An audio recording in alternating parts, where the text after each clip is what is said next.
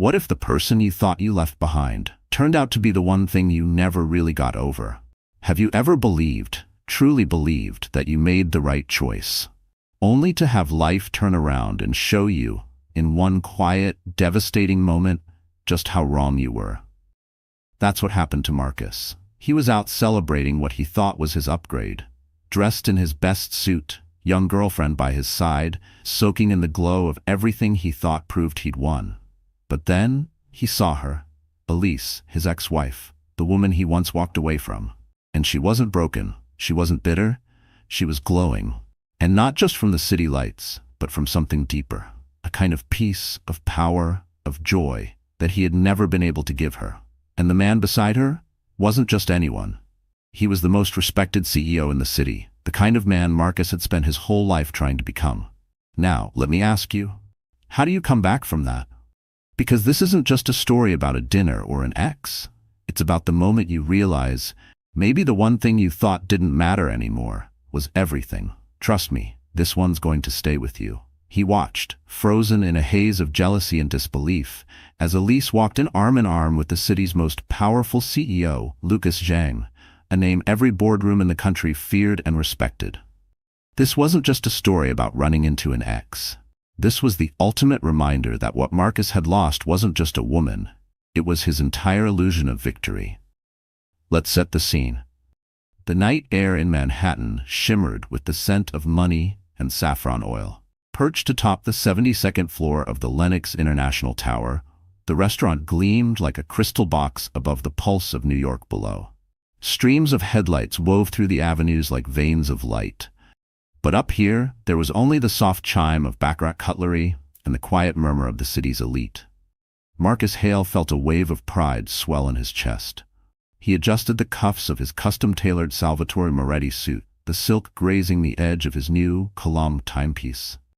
This was his world, built brick by expensive brick on the back of cold real estate moves and a predator's understanding of human ambition. Across the table, Emily Rhodes laughed, a sound like wind chimes that always seemed perfectly timed to catch the attention of the other diners.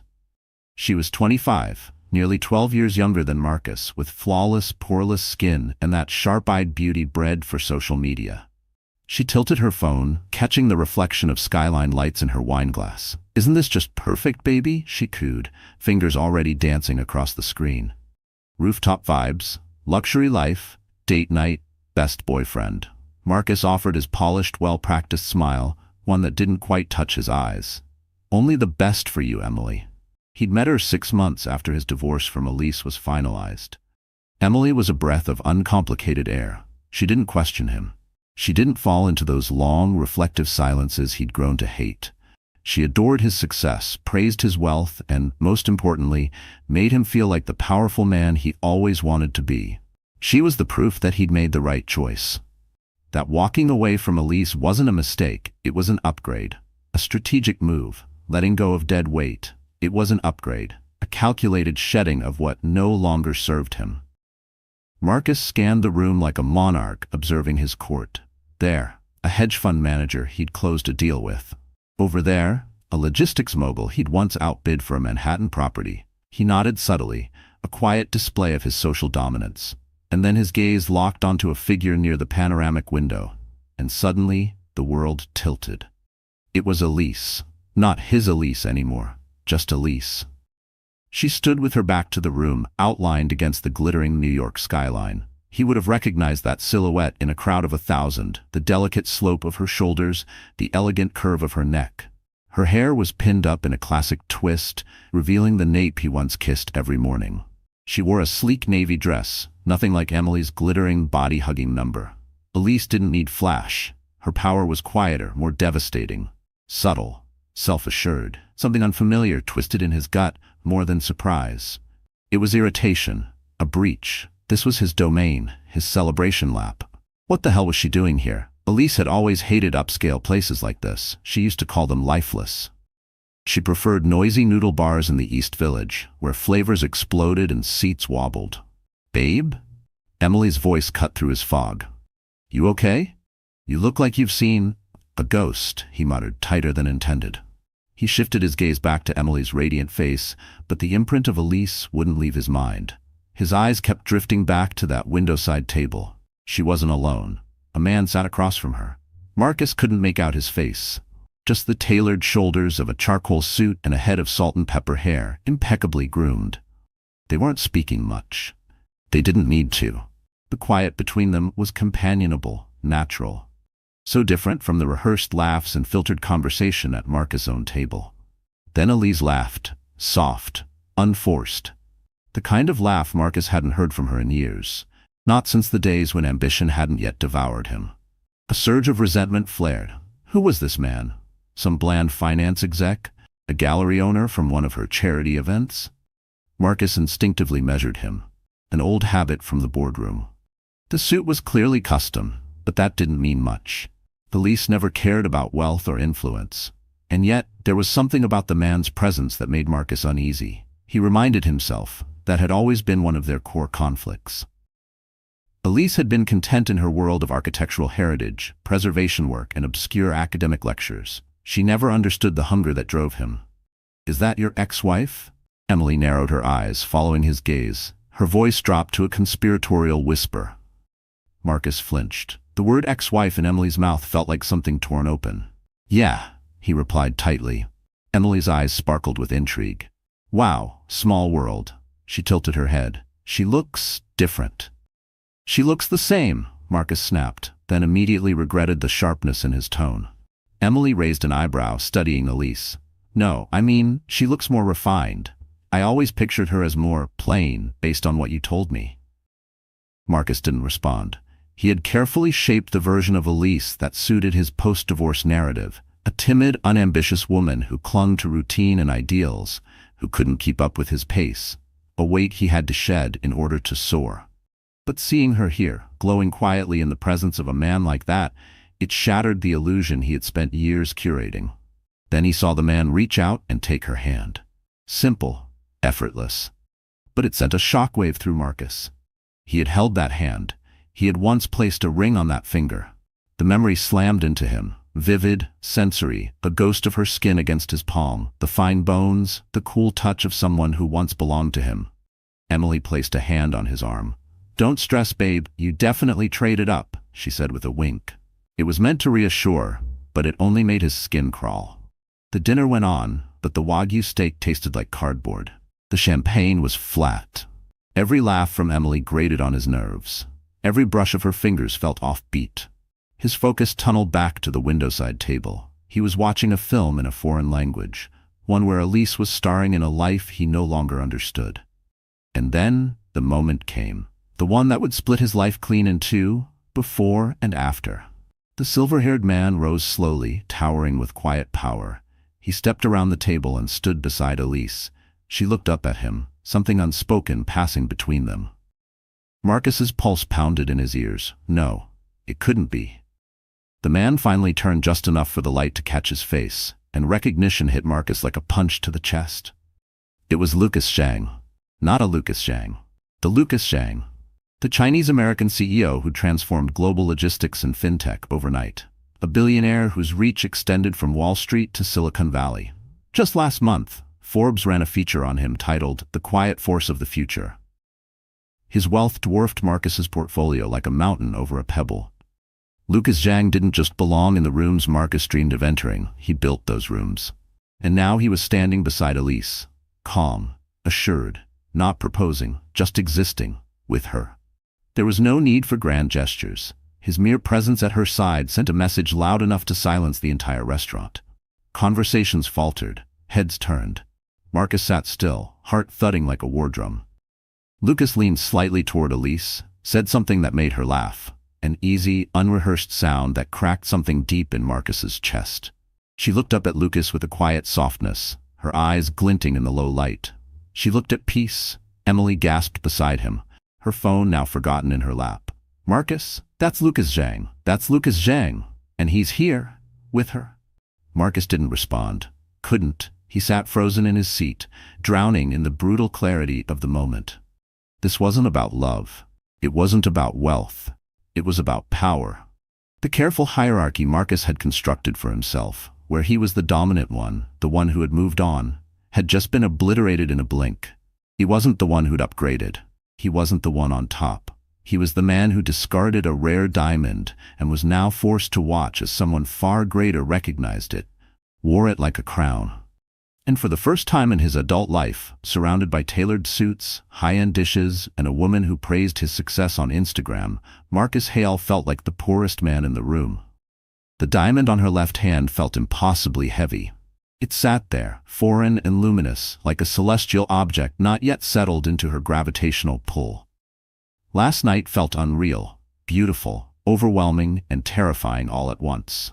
The soft hush of the restaurant, the gravity in Lucas's voice, the quiet dominance of his presence. She brewed coffee, her grounding ritual. The bold aroma of her single-origin beans filled the warm corners of her kitchen. She had said yes. Yes to Lucas Jean, with his gentle certainty and steady eyes. In that moment, it had felt effortless, inevitable. He didn't see her as some polished prize. He saw her as a partner. He listened when she spoke about the foundation flaws in a 19th-century brownstone cornice, with the same intent focus he gave to a Fortune 100 merger briefing. But even as the steam from her mug curled up like soft ribbon, Elise felt a tremor deep within her chest, small but unmistakable. A voice she thought she had quieted whispered from the shadows of memory, "Are you sure you're not just a project again?" It wasn't mistrust in Lucas, it was mistrust in herself, in her ability to believe that someone as extraordinary as him could love not a version of her, not the accomplished architect or the survivor, but the whole woman, with her scars, her setbacks, and her self-doubt. What if this happiness was borrowed time? What if she failed again, not because of who Lucas was, but because of who she feared she might still be underneath the strength she wore like armor? But now, in the stillness of morning, the ghosts returned, soft, familiar doubts. What could a billionaire CEO possibly want with someone like you? An architect who prefers conservation grants and dusty planning documents over champagne galas? The doubts had a voice. It sounded like Marcus. She sank into the linen armchair by the window, clutching her mug, still warm. She couldn't stop the image from surfacing, his face last night. She'd only seen him briefly as she and Lucas made their way out, surrounded by congratulations and quiet stares. But in that moment, she saw Marcus, frozen in place, mouth parted, that familiar ego behind his eyes suddenly fractured. Beside him, the young woman looked equally stunned, her phone suspended midair like a misplaced shield. And it hadn't hurt, not the way it once would have. It was like looking at a stranger wearing a face she used to know. The Marcus she loved or thought she loved was long gone, erased over time by silences, by small humiliations, by disinterest masquerading as ambition. Flashback, 2 years earlier. Their home in the West Village, all glass and angles and tension. The air hung thick with things left unsaid. Marcus was late, again. Elise had made his favorite. Grilled miso salmon, wild rice, pickled radish. The scent had faded now, overtaken by cold air and disappointment. She sat at the long oak table they'd found on their honeymoon in Copenhagen, her finger tracing the grain. She had just gotten the news. The city had approved her proposal to lead the restoration of the Astoria Hall, a landmark she'd poured her entire thesis and career into. She was ready to burst with it. And then the door opened, almost midnight. The faint scent of perfume that wasn't hers drifted in first. Her eyes followed him as he walked in, his suit jacket slung carelessly over one arm. His presence filled the room, but he barely seemed aware of her. He didn't notice the untouched food, didn't notice the hopeful, nervous look on her face. "Long day?" she asked gently. He grunted, loosening his tie and heading straight to the liquor cabinet. "Exhausting." "I have some news," she began softly. "Great," he said, pouring himself a heavy pour of bourbon. He finally looked at her, but his gaze didn't connect. Just glassy, preoccupied eyes. "Marcus, it's about the Astoria Hall project. I got it. They approved the proposal. I'm the lead architect." He paused, his drink hovering halfway to his lips. He blinked, processing her words like he would a change in market data or a last-minute zoning notice. "Oh, right. That old building thing. That's nice. Good for you." "Nice. Good for you." The words landed with the weight of indifference. Her career-defining victory, the dream she had pursued for years, was treated like an afterthought. "It's a big deal, Marcus," she said, voice tightening. It's a registered landmark. I'll be working with the city council directly. I know. He waved her off, already downing the drink. But it's not exactly going to pay the mortgage, is it? It's a passion project, she said quietly. A hobby, he corrected, dismissively. The silence that followed wasn't loud. It was heavy. It pressed into her chest with the weight of realization. Elise's fingers curled around the edge of her chair, grounding herself. Her eyes were stinging, but she didn't let the tears fall. Not yet. Not here. She had once believed that love meant compromise, but this wasn't compromise. This was erasure. For a long time she had convinced herself that Marcus was just stressed, that his dismissiveness was temporary, a symptom of a high-stakes job, but deep down she had known. The erosion hadn't started tonight. It had been happening slowly, like water over stone, wearing her down until only fragments of the woman she was remained. And that was when she knew. It wasn't some scandalous reveal, a lipstick stain, a hidden phone. It was this slow erosion, the quiet, constant way he diminished everything she cared about. Her work? A hobby. Her friends? Dull, academic. Her happiness? A symptom of laziness. He didn't scream, he didn't throw things. He just slowly made her feel like nothing she was mattered unless it reflected back on him. And then came the affair, discovered by accident, a tab left open on his laptop. But by then, she wasn't even surprised. The infidelity wasn't the betrayal, it was just the proof. The confirmation that Marcus had become someone who craved external validation more than real connection. Someone who couldn't see her unless she gleamed under spotlight. And when she wouldn't be his prize, he found someone else who would. The divorce was cold, swift, surgical. He thought himself generous, left her the small apartment, added a financial settlement that he probably categorized as miscellaneous on his spreadsheets. But what he really left behind was something Elise didn't miss. What Marcus never realized was that he had given her the one thing she needed most, her freedom, the freedom to exhale, to become. Flashback. Elise took a slow, steady breath. The memory still lingered, like a bruise fading under the skin. Reclaiming herself had felt like restoring a ruined building. She had to inspect the cracks, clear away the debris of Marcus's dismissals and expectations, and rebuild, brick by brick, a life of her own making.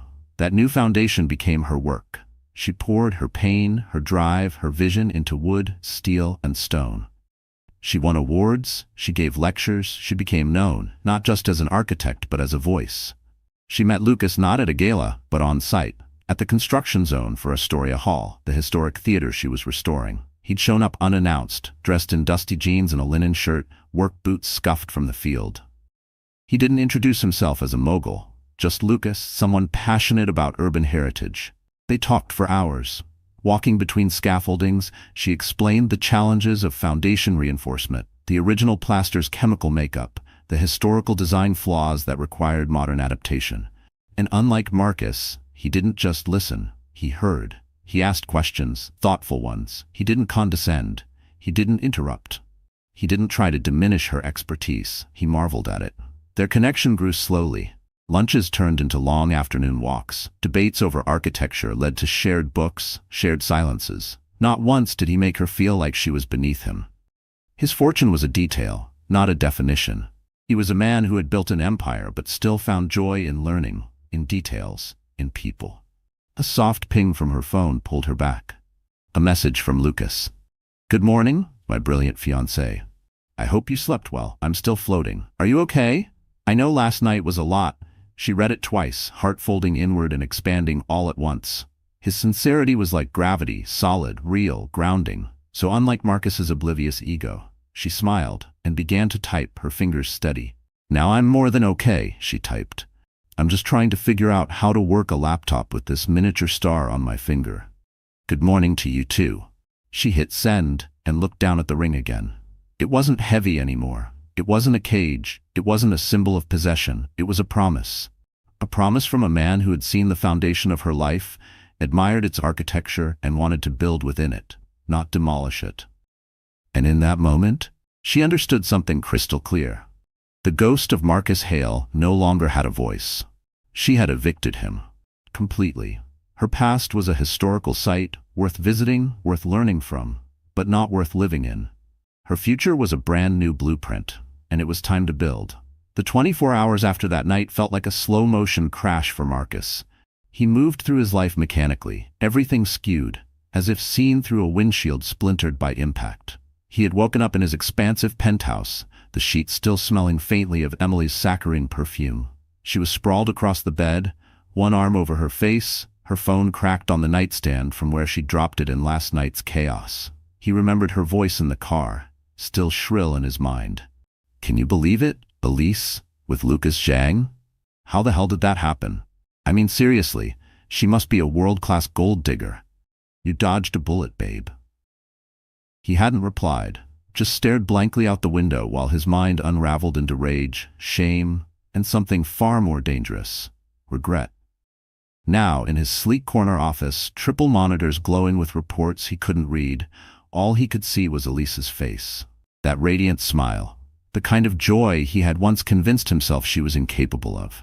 But last night had proven that was a lie he needed to believe to excuse how completely he had failed her. The intercom buzzed. "Mr. Hale, your 10 o'clock with the Helix board is here." "Delay them 15, he barked, cutting the line. He turned toward the skyline, gripping the arms of his leather chair. He had always been the winner. In school, in business, in life. Ending things with Elise had felt like another victory at the time, another trade-up. He'd told himself she wasn't enough, so he replaced her with someone shinier, younger, easier to manage. But the truth had arrived. In high heels, beside a CEO whose mere presence silenced a room, and Marcus Hale had never felt smaller. She had once been proof of his dominance, but now Elise was proof of how far he had fallen behind. Lucas Zhang didn't play the same game as Marcus. He didn't even play on the same field. Marcus had spent his life scaling the corporate mountain, only to look up and realize Elise was already on the moon. What haunted him most wasn't love. It was power. In their marriage, he had always held the cards. The money, the reputation, the spotlight. He controlled the tempo of their life, the events they attended, the friends they kept, the future they built. He made her feel small because her smallness made him feel big. It was toxic, subtle, and he hadn't understood the sickness until it was gone. Now she was standing beside a man who could buy and sell Hale Enterprises without checking his account balance. A man whose name didn't just open doors, it built them. Elise, his quiet, once overlooked ex-wife, now had more influence than he could ever touch. It burned. He opened his laptop, searched Lucas Zhang, page after page of glowing praise. Forbes, Bloomberg, Wall Street Journal. He wasn't looking for success. He was looking for failure, a flaw, a scandal, something to even the scales, but there was none. Tech prodigy, sold his first platform at 23, built a logistics empire, now shifting focus to global cultural preservation. Widowed a decade ago, wife died of cancer. No kids, private, philanthropic. Even his tragedy was polished, noble, sympathetic. Marcus clenched his jaw. He clicked into the Jean Foundation site, scanned until he found the Cultural Projects tab. There she was, Elise Bennett, lead architectural historian and restoration director. Her photo stared back at him, composed, brilliant, proud. A doctor now, an expert. Her biography was filled with degrees, keynote lectures, peer-reviewed articles, international recognition, awards, dozens, ones he never even knew she'd won. He scrolled further. Pictures of her in a hard hat at the Astoria site, pointing at schematics, leading a team of engineers. This wasn't the woman he'd left. The woman he remembered was meek, overly academic, too soft. But this woman was a storm. A terrifying thought flickered across his mind, then rooted deep. Had she always been this woman? Had he simply refused to see her? His phone buzzed, text from Emily, a string of hearts and shopping bag emojis. "Thinking we need retail therapy to celebrate your lucky escape." He stared at it and for the first time felt nothing but irritation. The emptiness of it, the plastic surface of it all. It suffocated him. He thought back to the late nights with Elise, debating architecture, philosophy, ethics. Conversations that once lit him up before he declared them a waste of time. She had challenged him, stimulated him, and he had shut her down. The rest of the day blurred. Meetings passed in static. He barked at his board, snapped at his assistant for the wrong mineral water. Nothing soothed the crawling in his chest. By that evening, Emily was at the mirror, draped in options. "Should I wear the Valentino or the Chanel?" she asked, holding up two dresses Marcus couldn't tell apart. I'm not going, he said flatly. She turned, makeup pristine, her smile cracking. What do you mean you're not going? We told the curator we'd be there. This is important for my brand. I have work, he lied. Work, she scoffed. You've been scrolling through pictures of your ex-wife and her billionaire fiancé all day. It's pathetic. That word hit like a slap. He stood, every muscle locked tight. What did you just say? Emily didn't flinch. This time she met him head-on. I said it's pathetic. You told me she was boring. You said she was dead weight. Now she walks into one event with Lucas Zhang and you're unraveling. Her voice rose, sharp and cold. Is it because she's with someone richer than you?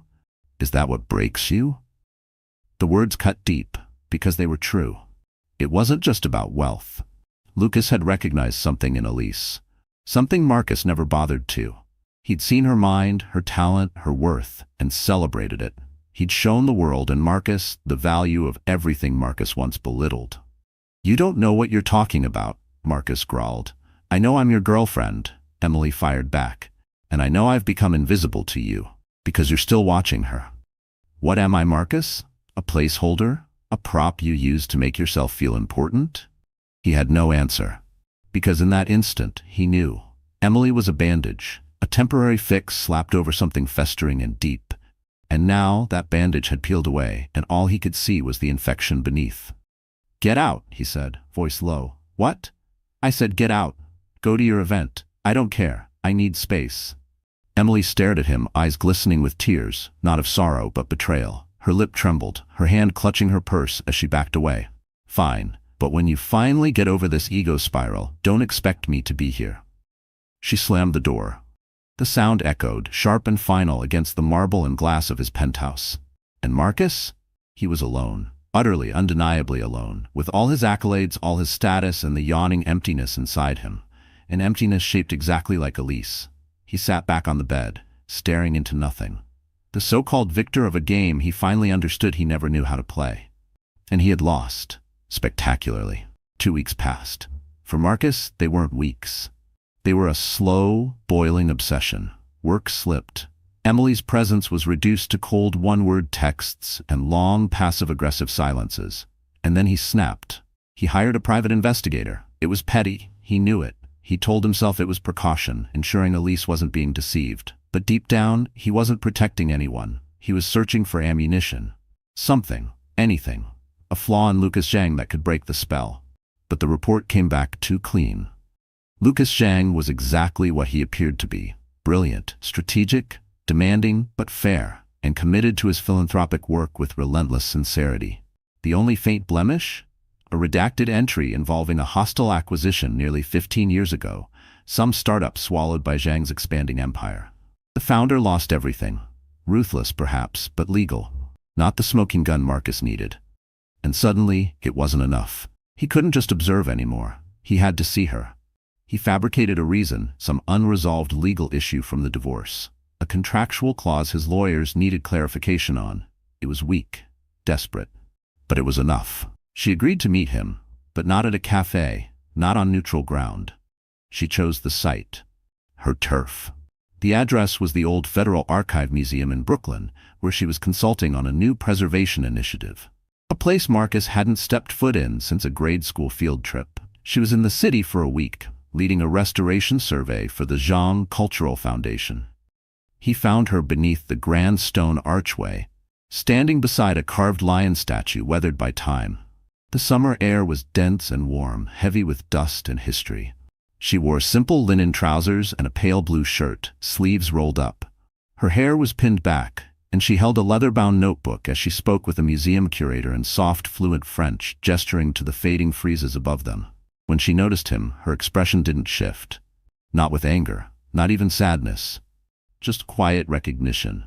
Stillness. Marcus, she said, her voice calm, balanced. She excused herself from the curator and turned toward him fully. Thank you for meeting me, he said, the words sounding painfully small in the echoing corridor. You look well? I am well, she replied evenly, not as a courtesy, as a fact. You said there was some kind of legal issue. He launched into his story, something about a tax misfiling tied to their joint trust account. A flimsy excuse. She listened, silent, unreadable. When he finished, she nodded once. All right, forward the documents to my attorney. Same contact as before.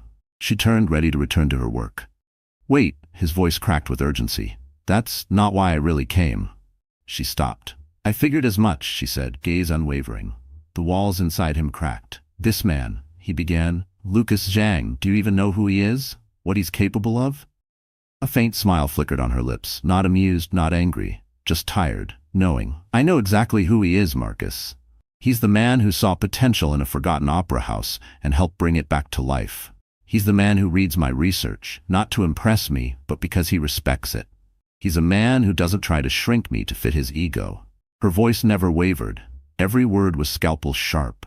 She was naming their past, not to punish, but to finally bury it.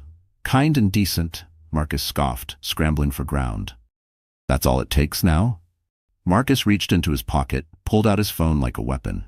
I did some digging, he said. 15 years ago, Lucas Zhang destroyed a man named Daniel Choi, ran a startup called PulseNet. He stared at her, waiting, wanting to see it. Shock, doubt, even fear. But Elise just looked at him. And then, she looked sorry. I know all about Daniel, she said softly.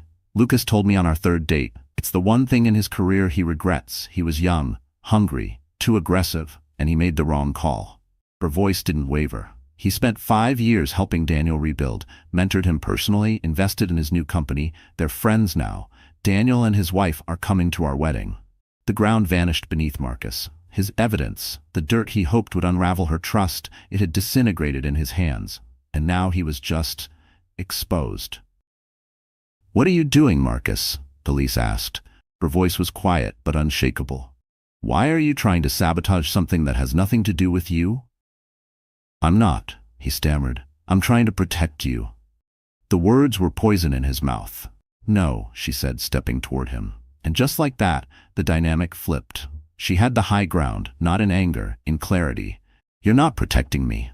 You're trying to rewrite the story, to cling to this version where you were the hero, and I was just the collateral. You can't stand that I didn't just survive after you. I thrived. Her eyes didn't leave his. You can't stand that a man you secretly admire recognized the very things in me that you tried to bury. My voice, my passion, my worth. He stared, stunned. Every word struck with surgical precision. And then she said what he hadn't been able to say himself. The power imbalance in our marriage? I let you have it. I made myself small so you could feel big. I dimmed my light so you could shine. That was my mistake. Her voice grew firmer. And I will never, ever make myself small again. Not for anyone. She looked at him. One final time. And this time, all the emotion in her gaze was replaced by something heavier. Finality. I truly hope you find what you're looking for, Marcus, but you need to understand something. It's not with me, and it never will be again. Please don't contact me, unless it's through legal channels. Goodbye. She turned and walked away, back into the afternoon light, back into her world, leaving Marcus standing alone in the echo of ancient stone and dust, surrounded by the ghosts of architects, visionaries, and now the debris of his own making. He had come here to challenge her, to uncover something dark, to reassert control. Instead, he had been stripped bare, and now he stood with nothing but the one truth he had spent years running from. Claire, no, Elise, had never been the problem. He was. The Pan-Atlantic Heritage Design Awards were the most prestigious event on the architectural calendar. Held at the glass-walled Summit Pavilion in Manhattan, it was a night of opulence, press coverage, and legacy. Tonight, the spotlight wasn't on innovation, it was on preservation. And the front-runner for the grand prize? The team behind the Astoria Opera House restoration. Elise's work. Her life's work. Marcus wasn't invited. But access was simple when your checkbook could buy silence. He was there, not to support, to sabotage. His encounter with Elise at the Brooklyn site had obliterated every illusion. And what grew in the ashes wasn't regret, it was vengeance. If he couldn't have her, if he couldn't be the hero in her story, he would become the villain. He had spent weeks gathering dirt, found former employees from PulseNet, paid them generously to twist half-truths into a damning portrait of Lucas Zhang. Then he handed it all to a scandal-chasing online tabloid, known for burning reputations overnight. The article was set to publish at exactly 9 p.m., right as Elise would take the stage. His plan was cruelly simple. cause a scandal so public, so damaging, that it would cast a shadow over her triumph and her fiancé. He watched her from the shadows of the back row. She was radiant. The deep emerald silk gown swept around her like water, a Vietnamese designer's masterpiece. She wore almost no jewelry, except the ring. That ring. It caught the room's light and bent it toward her. Lucas stood beside Elise, not behind her, not in front of her, but as her equal. Together they moved through the room, exchanging handshakes and conversations with designers, historians, and international donors. They weren't just a couple, they were a force. Their strength didn't stem from wealth alone, it came from shared vision and a foundation of unwavering respect. Marcus watched them, the bitterness rising in his throat like bile. Emily had finally left the week before. Her parting shot?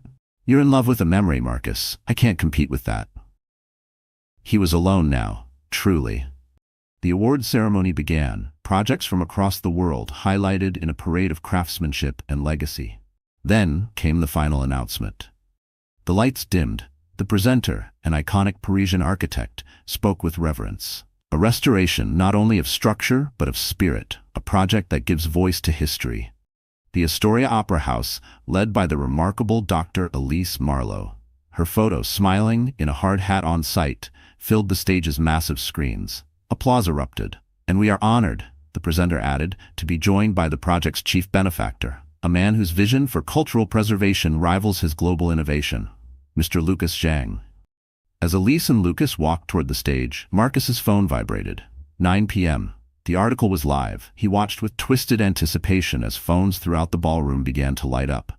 A wave of whispers spread, like a slow-blooming firestorm. On stage, Elise accepted the heavy bronze sculpture. She stepped to the microphone, radiant, poised. "Thank you," she said, her voice warm. This is an incredible honor, a project born of collaboration and care." She paused. Something had shifted. She felt it, the room's subtle shift in energy. She glanced at Lucas. He gave a quiet, confident nod. His phone had buzzed too. He knew. She turned back to the crowd, hundreds of screens glowing like judgmental stars. The old Elise would have panicked. But this wasn't the old Elise. Her eyes scanned the room and landed on Marcus. For a heartbeat, their gazes met. He wore the smirk of a man who thought he'd won something. Elise picked up her prepared speech, then set it aside. "Before I thank my team," she said, voice slicing through the murmurs, "I want to address something." The room tensed. "It seems a story has just been published about my fiancé, Lucas Zhang." Gasps. All around her. Lucas placed a calm hand at her back. He hadn't asked her to speak. He didn't need to. They were a team. "The article," Elise continued, meeting every eye in the room, "concerns a decision Lucas made 15 years ago. One he has never hidden from me." "It's a story about a mistake," Elise said, voice calm and steady. "But what that story leaves out is everything that matters more. It leaves out the years Lucas spent making it right. It leaves out the friendship that rose from the ashes of that moment. It leaves out the humility and grace that shaped the man beside me tonight."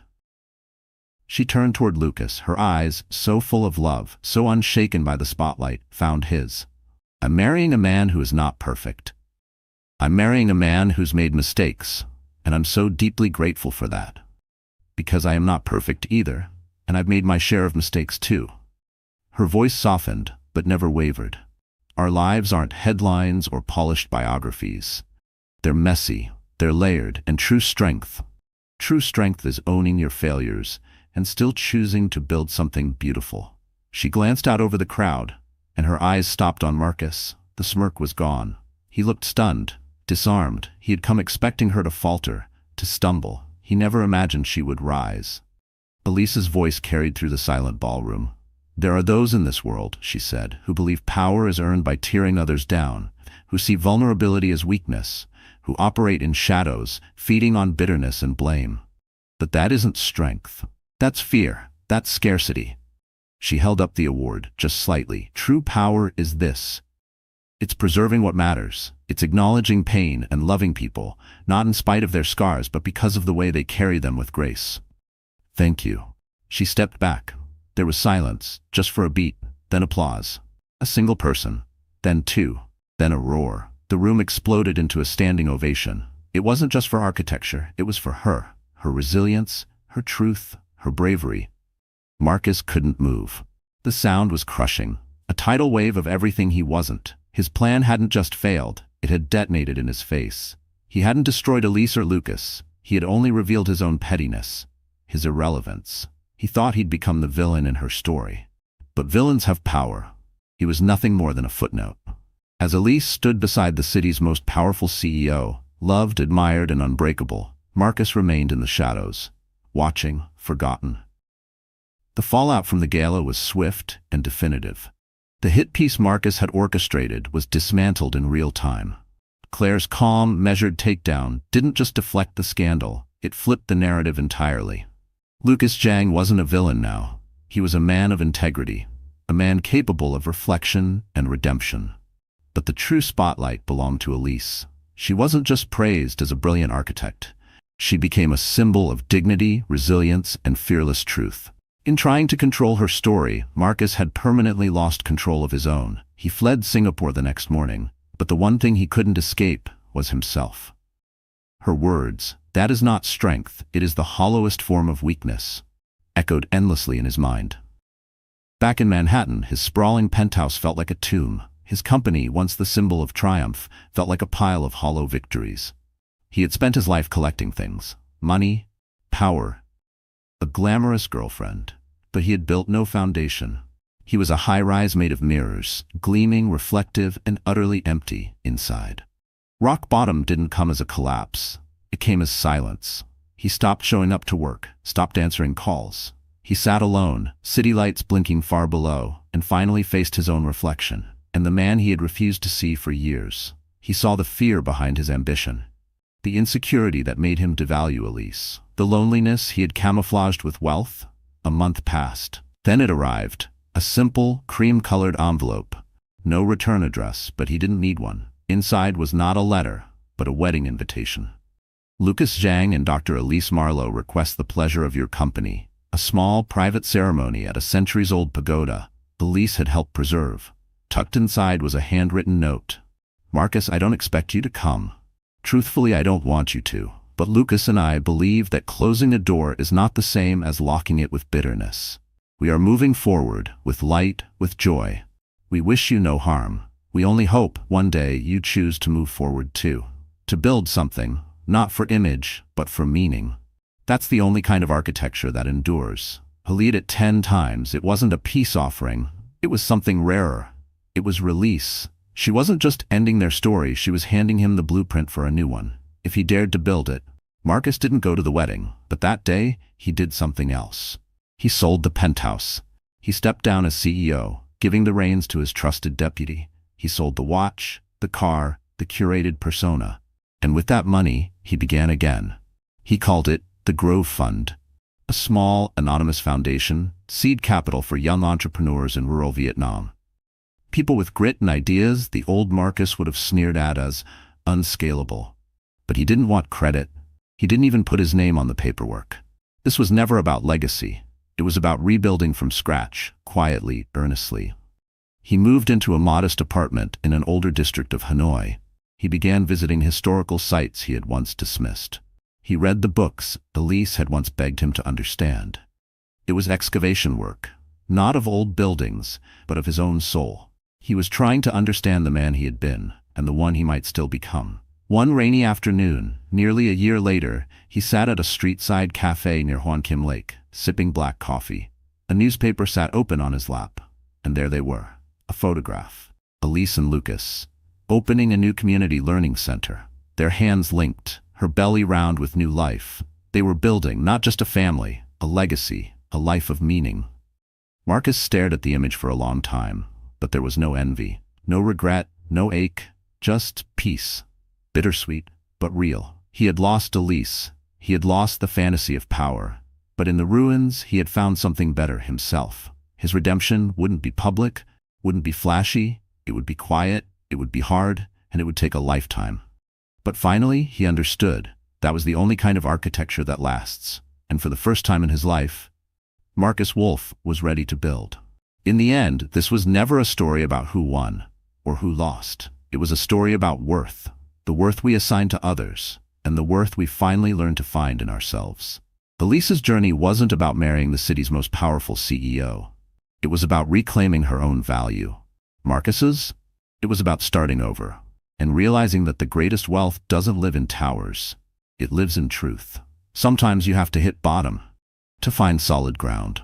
So the story has ended. Our wonderful friends, are you still here with me right now? If you're still here reading these words, then I know something in this story has stirred your heart. Maybe it's the silent grief of missed chances, or the quiet strength it takes to rebuild from ashes. Maybe you've been Elise, underestimated, dismissed, only to rise stronger. Or maybe, just maybe, you've been Marcus, convinced you were winning until you had to confront the truth. Let's pause here and ask ourselves, what is it we're really building in this life? Legacy or image? Connection or control? This story wasn't about a billionaire, a rooftop dinner, or a glamorous twist of fate. It was about the hidden scaffolding of our worth. How easy it is to lose it, how powerful it is to reclaim it. Marcus thought he needed more power, more praise, more sparkle. But in the end, what he needed was less noise, less ego. He needed to listen, to love, to start again, not in marble towers, but in the quiet, humble places of truth. And Elise, she didn't just move on, she moved upward. In value, in grace, in knowing that being seen, truly seen, is the most intimate kind of love. So maybe that's the takeaway, that healing doesn't always look like grand declarations. Sometimes it's saying, I let you go, not in anger, but in peace. Sometimes the greatest power is not needing revenge, but being so whole, you have nothing left to prove. Heterodox writer Anne Lamott once said, grace meets us where we are, but doesn't leave us where it found us. Friends, if this story touched you, even in the smallest way, don't keep it to yourself. Share it. Like it. Let someone else feel a little less alone today. And if you're not already, hit that subscribe button, because there are more stories ahead. Ones that heal, ones that challenge, ones that hopefully remind you you are not alone, and the architecture of your soul is worth preserving.